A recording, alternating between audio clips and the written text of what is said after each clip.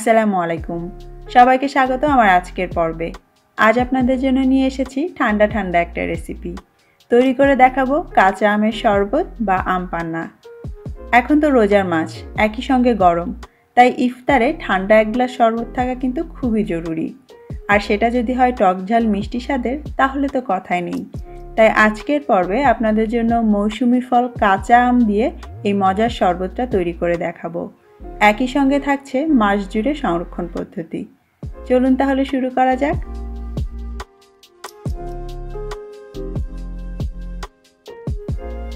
কাঁচা আমের শরবত বানাতে আমাদের অবশ্যই কাঁচা একটা আম লাগবে। আমি এখানে বড় সাইজের একটা কাঁচা আম নিয়েছি। যারা দেশে আছেন তারা ছোট ছোট আমাদের যে দেশি কাঁচা আম থাকে সেটাও নিতে পারেন।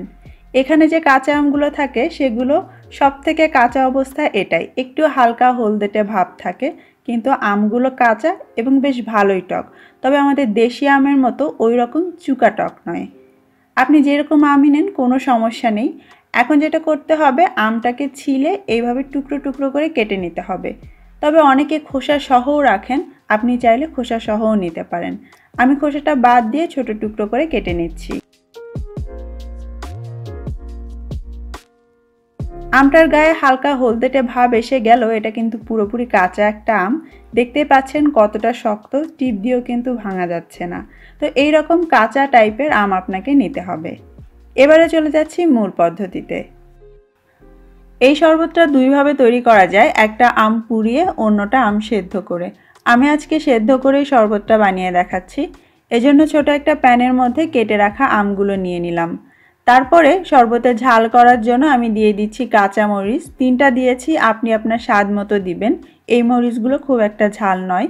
সেই সঙ্গে দিয়ে দিচ্ছি ছোট্ট এক টুকরো আদা এবং সেটাকে আমি কুচি করে কেটে নিয়েছি।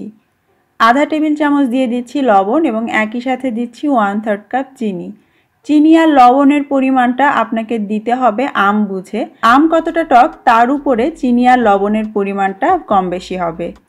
তারপরে এর মধ্যে প্রয়োজন মতো পানি দিয়ে দিতে হবে। এমনভাবে দিবেন যেন আমগুলো মোটামুটিভাবে ডুবে থাকে এবং আমাদেরকে এই পানির মধ্যে মোটামুটি মিডিয়াম থেকে মিডিয়াম লো আঁচে আমটাকে একদম নরম তুপতুপা করে সেদ্ধ করে নিতে হবে। এমনভাবে সেদ্ধ করতে হবে যে আমও একদম নরমভাবে সেদ্ধ হয়ে যাবে, সেই সঙ্গে কিছুটা পানি থাকবে, অর্থাৎ পানি পুরোপুরি শুকিয়ে ফেলা যাবে না। দরকার হলে আপনি আরও কিছুটা পানি এর মধ্যে অ্যাড করতে পারেন। আম আমি একদম নরম করে সেদ্ধ করে নিয়েছি এবং মিশ্রণটাকে পুরোপুরি ঠান্ডা করে নিয়েছি। একটু দেখাই, দেখতেই পাচ্ছেন একদম গলে যাচ্ছে আমগুলো, আর এভাবেই আপনাকে সেদ্ধ করে নিতে হবে। এইবারে ব্লেন্ড করার পালা। তবে তার আগে কিছু মশলাপাতি দিব। টেস্ট করে দেখেছিলাম লবণ কম আছে, তাই কিছুটা লবণ দিয়ে দিলাম। সাথে 1 চা চামচ দিয়ে দিয়েছি বিট লবণ, 1 চা চামচ দিয়ে দিচ্ছি ভাজা জিরার গুঁড়া। সব কিছু আসলে আপনার টেস্টের উপর ডিপেন্ড করে দিতে হবে। সেই সঙ্গে দিচ্ছি মাঝারি সাইজের একটা লেবুর অর্ধেকটা, এর পুরোটা রসই আমি দিয়ে দিচ্ছি। আজকের এই শরবতের মাপঝোঁকটা আসলে নিজের উপর, আপনি সব কিছু দিয়ে মেশাবেন। পরে যদি আপনার মনে হয় না এটা একটু কম লাগছে তো দিয়ে নেবেন, কোনো ধরনের বাধা ধরা নিয়ম নেই। এবারে দুটো অপশনাল ইনগ্রিডিয়েন্টস আমি এখানে দিচ্ছি, একটা হচ্ছে পুদিনা পাতা, অন্যটা হচ্ছে ধনে পাতা। দুটোই আমি কুচি করে কেটে নিয়েছি এবং 2 টেবিল চামচের মতো আছে। আপনার কাছে যদি থাকে দিবেন, না থাকলে না দিলেও চলবে। তবে এই শরবতে পুদিনা পাতা থাকলে খুবই রিফ্রেশিং একটা ফ্লেভার হয়, যেটা খাওয়ার সময় অনেক ভালো লাগে। এখন এই সব কিছু একসঙ্গে আমি একটা হ্যান্ড ব্লেন্ডার দিয়ে ব্লেন্ড করে নিচ্ছি। যেহেতু আমের সিদ্ধর মিশ্রণটা আমাদেরকে ঠান্ডা করে তারপরেই ব্লেন্ড করতে হবে, তো আপনি চাইলে একটা ব্লেন্ডারের জাগের মধ্যে করেও কিন্তু এটাকে মিহি করে ব্লেন্ড করে নিতে পারেন।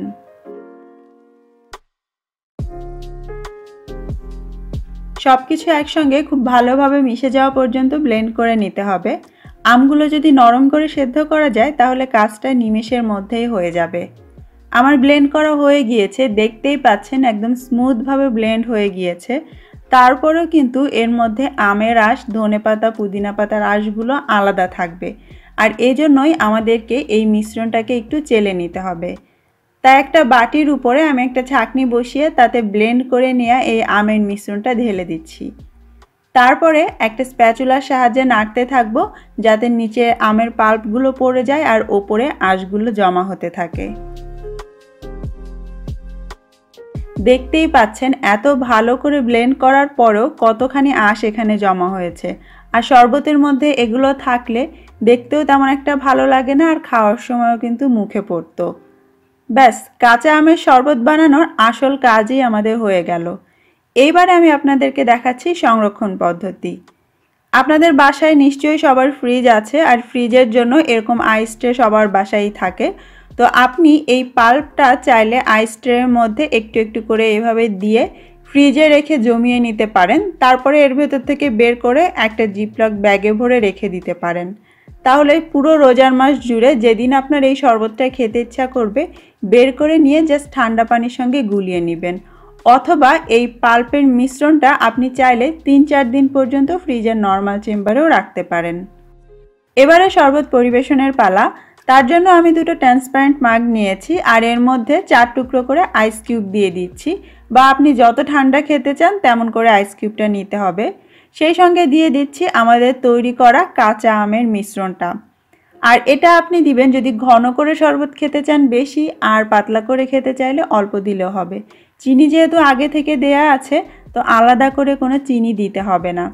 তারপরে এর মধ্যে ফ্রিজ থেকে বের করা ঠান্ডা ঠান্ডা পানি দিয়ে দিচ্ছি। আর আপনি যদি চান ওপর দিয়ে একটু চাট মশলা ছড়িয়ে দিতে পারেন, তবে এটা অপশনাল, না দিলেও চলবে। আর দিতে পারেন স্লাইস করে কেটে নেয় এরকম লেবু। এতে করে দেখতেও ভালো লাগে, আর খাওয়ার জন্য আকর্ষণটাও কিন্তু অনেক বেড়ে যায়। আর খাওয়ার আগে অবশ্যই একবার নেড়ে চেড়ে মিশিয়ে তবেই খাবেন। আশা করছি আমার আজকের এই ঠান্ডা ঠান্ডা টক ঝাল মিষ্টি কাঁচা আমের শরবতের রেসিপি আপনাদের ভালো লেগেছে। কমেন্ট করে অবশ্যই জানাবেন, আর বাসায় বানালে সেগুলোর ছবি আমার ফেসবুক গ্রুপে শেয়ার করতে পারেন। সবাই অনেক ভালো থাকবেন। আল্লাহ হাফেজ।